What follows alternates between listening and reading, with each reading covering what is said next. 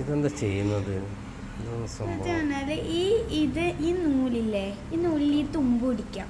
എന്നിട്ട് അമ്മ ഈ കൈ ഇങ്ങനെ വെച്ചിട്ട് ഇവിടുന്ന് ഇങ്ങനെ പിടിച്ചിട്ട് ഈ നൂലിൽ ഈ തുമ്പ് ഇവിടുന്ന് ഇങ്ങനെ വലിക്കാം. എന്നിട്ട് വലിച്ചിട്ട് ഇങ്ങനെ റോങ്ങായി വെക്കാം. അന്നേരം ഈ തുമ്പ് ഇവിടെ വരും. എന്നിട്ട് നമുക്ക് ഈ ഭാഗം, ഈ തുമ്പുള്ള ഭാഗത്തു നിന്ന് മുകളിലോട്ട് ഇങ്ങനെ എടുത്തിട്ട് അടിയിലോട്ട് ഇവിടുന്ന് ഇങ്ങനെ വലിക്കാം.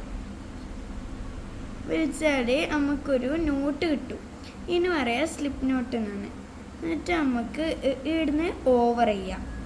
ഓവർ ചെയ്തിട്ട് ഇതിൽ പിടിക്കുക. ഇങ്ങനെ പിടിക്കണ്ട. ഇവിടെ ഈ 2 കൈയും തള്ളവിരലും മധുരവിരലും ഇങ്ങനെ വെക്കണം. ഈ 2 വിരലും ആടെ വെക്കണം. ഇങ്ങനെ പിടിക്കാം. എന്നിട്ട് ഓവർ ചെയ്യുക, വലിക്കാം, ഓവർ ചെയ്യുക, വലിക്കാം, ഓവർ ചെയ്യുക, വലിക്കാം. അന്നേരം നമുക്ക് ചെയിൻ കിട്ടും.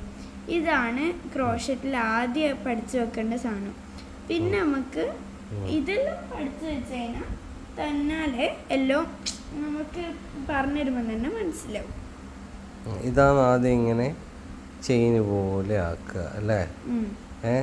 ഇങ്ങനെ ചെയിൻ പോലെ ആക്കിയിട്ട് ഇങ്ങനെ കുറേ ചെയിനുകൾ വെച്ചിട്ടാണോ ഈ ബാഗും ഡിസൈനെല്ലാം ഉണ്ടാക്കുന്നത്? ചെയിനുകൾ വെച്ചിട്ടല്ല, ആദ്യം ചെയിൻ ഇടാം, പിന്നെ ചെയ്യുന്നതാണ് സിംഗിൾ സ്റ്റിച്ച്.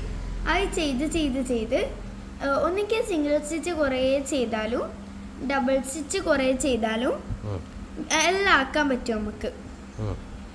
അല്ലെങ്കിൽ ഇതൊന്നും പറ്റൂല. നമുക്ക് വട്ടത്തിൽ സാധനമാക്കണമെങ്കിൽ നമുക്ക് മാജിക് സർക്കിൾ യൂസ് ചെയ്യാം. അതെല്ലാം അടുത്ത വീഡിയോയിൽ വരും. Okay okay.